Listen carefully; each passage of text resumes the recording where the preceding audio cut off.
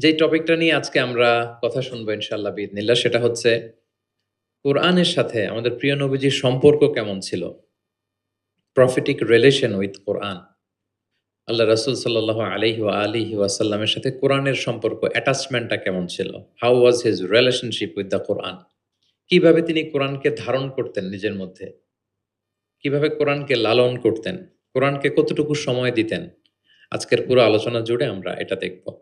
এবং একটু নিজের সাথে মিলিয়ে নেয়ার চেষ্টা করব যে আমরা কতটুকু কোরআনকে সময় দেই এবং কোরআনের সাথে আমাদের অ্যাটাচমেন্টটা কতটুকু? কোরআনের সাথে আমাদের ভালোবাসা এটা কতটুকু? আমরা কতটুকু কোরআনকে ধারণ করি বা লালন করি? এটা একটু নিজেদের সাথে মিলিয়ে নেয়ার চেষ্টা করব। পুরো আলোচনাটাতে আমি আমি প্রায় ৩০ টি পয়েন্ট কভার করার চেষ্টা করব। প্রত্যেকটা পয়েন্ট যদি ২ মিনিট করে আমি শেয়ার করি তাহলে ৩০ দুগুণা ৬০ মিনিট, প্রায় ১ ঘন্টা। খুব সিম্পলি যদি আমি বলি যে কোরআনের সাথে প্রিয় নবীজির সম্পর্ক কেমন ছিল? কোরআনের সাথে বেসিক্যালি আল্লাহ রাসূল সাল্লাল্লাহু আলাইহি ওয়া আলিহি ওয়াসাল্লামের গভীর প্রেমের বাঁধন ছিল। সীমাহীন ভালোবাসা ছিল। শর্টলি বলতে গেলে গভীর প্রেমের বাঁধন এবং সীমাহীন ভালোবাসা ছিল। Because he was the living কোরআন। তিনি নিজেই ছিলেন জীবন্ত কোরআন।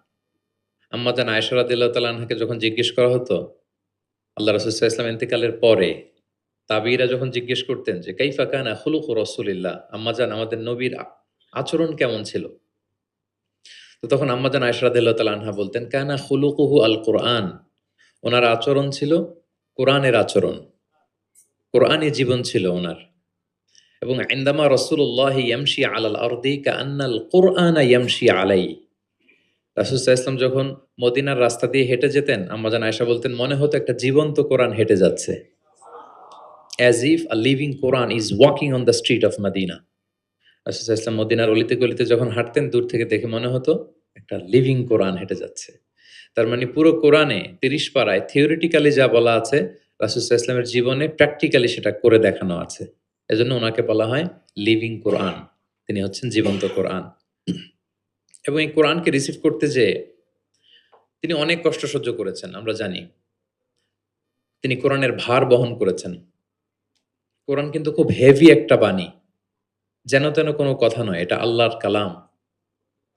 এজন্য আল্লাহ তাআলা বলছেন, "ইন্না সানুলকি আলাইকা কওলান সাকিলা।" নবী হে, আমি খুব ভারী, হেভি ওয়েট বাণী আপনার কাছে নাজিল করতেছি। এটা সাধারণ বাণী না। ওটের উপর বসে থাকা অবস্থায় যখন রাসূল সাল্লাল্লাহু আলাইহি ওয়াসাল্লামের উপর কোরআন নাজিল হতো, ওট মুহূর্তের মধ্যে দাঁড়ানো থেকে বসে যেত, ভার সহ্য করতে না পেরে।